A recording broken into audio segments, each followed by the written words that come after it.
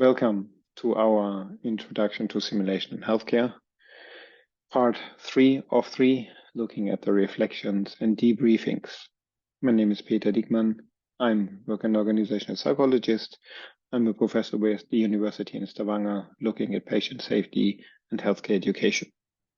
I have the honor of presenting the thoughts of our team. You see the members here. We worked on this together. In the first part of this series, I discussed the different phases of a simulation setting. One of the phases where we harvest the learning to a large extent is the debriefing. We present a model here that is meanwhile pretty old, 1992, Barbara Steinwachs, on how to facilitate a debriefing. We like this model because of its simplicity. We think it's a very good model to start working with debriefings, but it also will work when you progress in your career, where you fill in more details in the different phases, but the phases probably are still recognizable in most of the forms of debriefings, at least that we are familiar with. We also would argue that many of the more modern and newer debriefing publications in principle are very close to these different phases structure, where there's differences what you might actually look at in the different phases. So we thought, let's go back to one of the originals and look at this classic paper here. Barbara Steinwachs discusses 4 phases: setting the scene, description, analysis, application. In setting the scene, the idea is that you explain to the participants the framework around the debriefing. What is the goal of the debriefing? What is my role as the debriefer? What is your role as the participant in this? What will be the steps that we are doing? We will describe first, then we will analyze, then I will ask you, what can you take with you, for example. It's also important to, for example, provide how much time we have for the debriefing. If participants know that we only have 20 minutes for the debriefing, which would be pretty short, many of them would also tune into, how long they would answer your questions, for example. If they know you have 2 hours, they might elaborate more by default, for example. The goal of this here is to reduce some of also the anxiety that people might have, not knowing what is a debriefing about. And the more we explain it to the participants, the more control they have, the more understanding they have of what is going to happen here. That helps many people to relax, for example. It's also important, many of the participants come out of a simulation scenario and they want to immediately discuss all the errors that they made. And we often want to start slightly different, asking them first what's good in your scenario. And when we set the scene, explaining to them this sequence that we want to look at positive things first and then there are things to change, they can also relax a little bit more, knowing that they will be allowed to discuss the challenges that they have been seeing. So setting the scene is important also for your own assessment of the group, to get an impression, who is nervous, who is sitting relaxed, who's sitting with whom together. It's also a point in time where the facilitator can get the temperature of the group, basically. The second phase, then, description phase, where we ask participants, can you describe in more or less detail what happened during the scenario? Not all the time, all the participants are in the scenario from the beginning. Some might come in a little bit later because they are called in for help, for example, having the role of a consultant, for example. So they have not seen the beginning of the debrief, of the scenario. So for them, it's important and interesting to hear what happened in the beginning of the scenario. It's also often interesting to listen to the different versions of the participants. They all were maybe in the same room, but they might have perceived the situation really substantially different. The one person thought that the other person gave the medication already, and that's why the first person decided not to give the medication. The second person kind of assumed the first person gave it, and so in the end, nobody gave the medication as planned, or much later, for example. That is something that you really can find out in the description phase, where the participants maybe tell the story about the seemingly same scenarios in a very different way.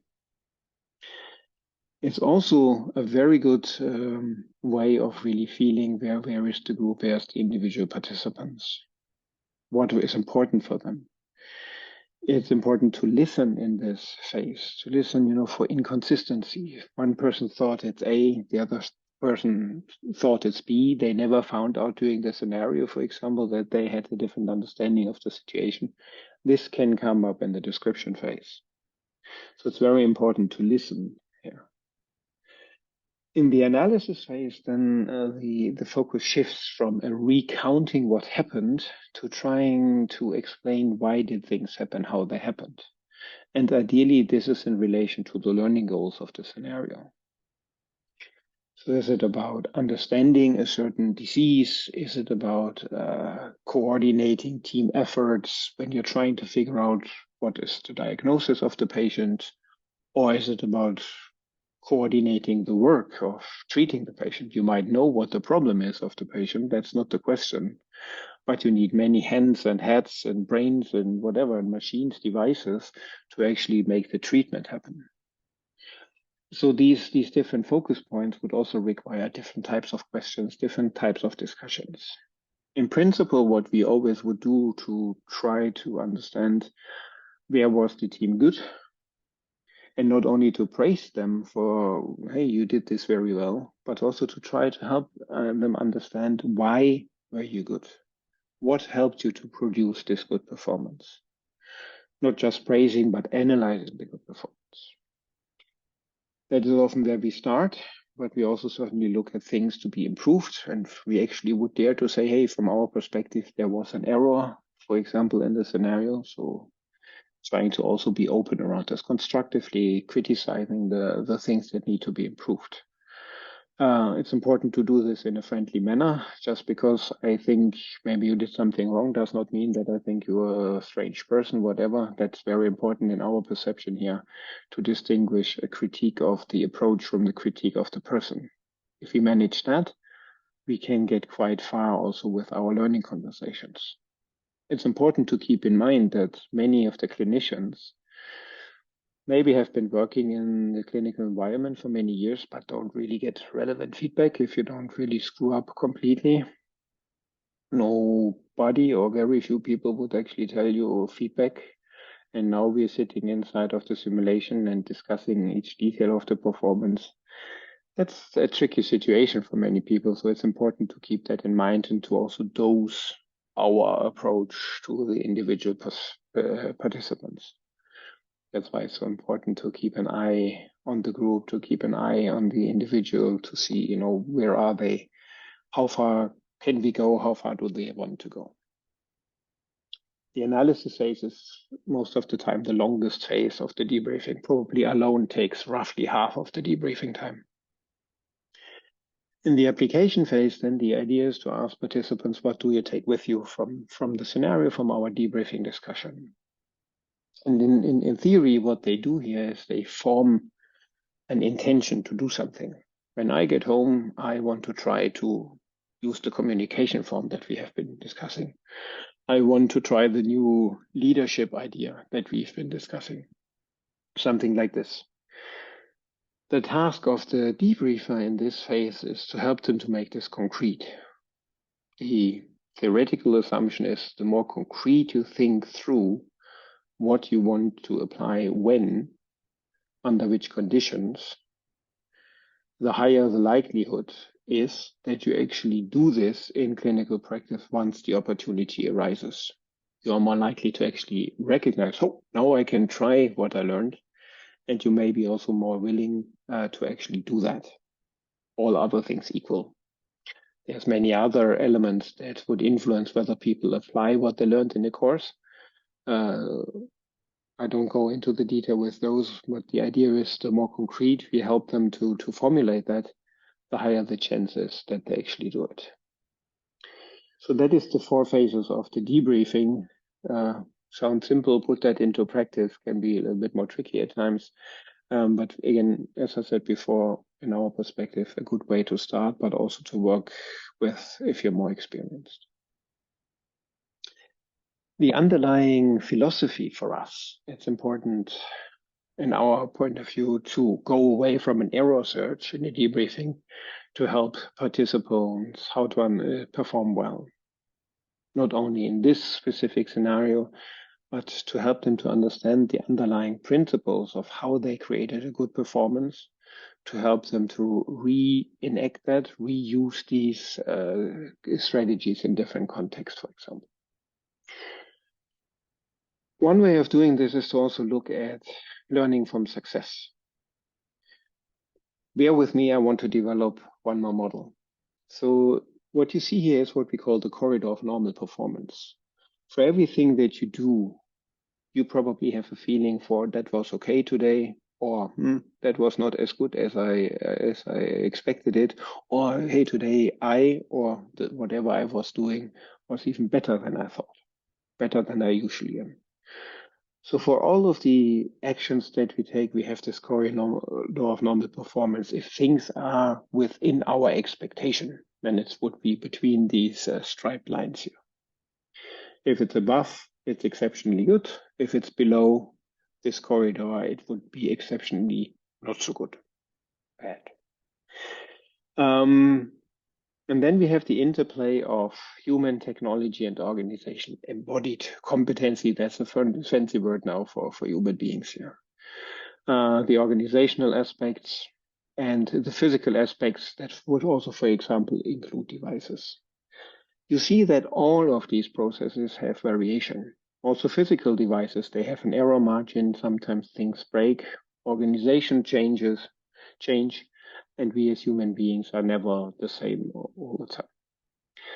What we want to illustrate with this graph here is you might sometimes have a situation where somebody, in this case here, the green line goes outside of the corridor of normal performance to the lower end. You have somebody who performed in a way that you would not see as very good performance. But sometimes you might actually also have a situation where the overall performance of the team, the interplay between human, technology, and organization is not good without any of the underlying elements actually ever leaving the corridor of normal performance. So it's not really possible to pinpoint an error somewhere, but the interplay of different elements, which all in themselves are okay, can lead to negative performance or also good performance. And I think that is what's very important to tease out in the debriefing, trying to understand this interplay between the different elements. How can organizations provide the frameworks that people in their interaction with each other and with devices actually can do their job well? And that is the idea also where a debriefing could look at.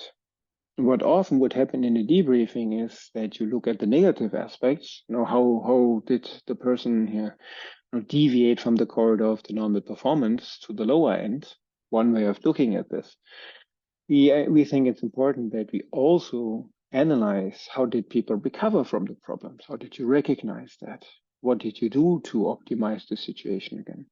And not only for the larger ones, the one in the middle, but also the smaller things. How do you actually make sure that your patient's physiology, pathophysiology, stays within the optimal boundaries as much as it's possible with this specific patient, for example? So safety can also be defined sometimes as nothing is happening. People do a lot to make sure that nothing is happening. And we think it's important learning potential to help people to understand all those things that they do, that nothing happens. That is sometimes that we often forget around just saying what we take for granted. And in our experience and an assumption is that we have great learning potential if we also focus on these positive elements, for example, and really help people understand how did you create this good performance. Why is this important? When you look into the learning theory more, There's a very interesting model by Schwartz and colleagues, and they distinguish two different dimensions, the effectiveness dimension and the innovation dimension. Effectiveness in this context means that you go to a course and you really learn what is taught in this course. You can apply that. If effectiveness is high but innovation is low, you can apply what you learned as long as the conditions in which you apply what you learned is very close to the learning situation. Many people, also the study that we've been doing, say that courses, for example, advanced life support, basic life support, these standardized courses for emergency situations, they would typically be very high in effectiveness. You learn how to treat patients according to these philosophies, but they're not very high in innovation dimensions. So they're not really helping you to apply your skills in very different contexts. On the other hand, a lot of teamwork courses, human factors-oriented courses, and so on, they would often be very high on innovation. They give you lots of new ideas and so on. They discuss very many different settings, but might not necessarily be so good in actually helping you to practice these skills to a degree that you can apply them.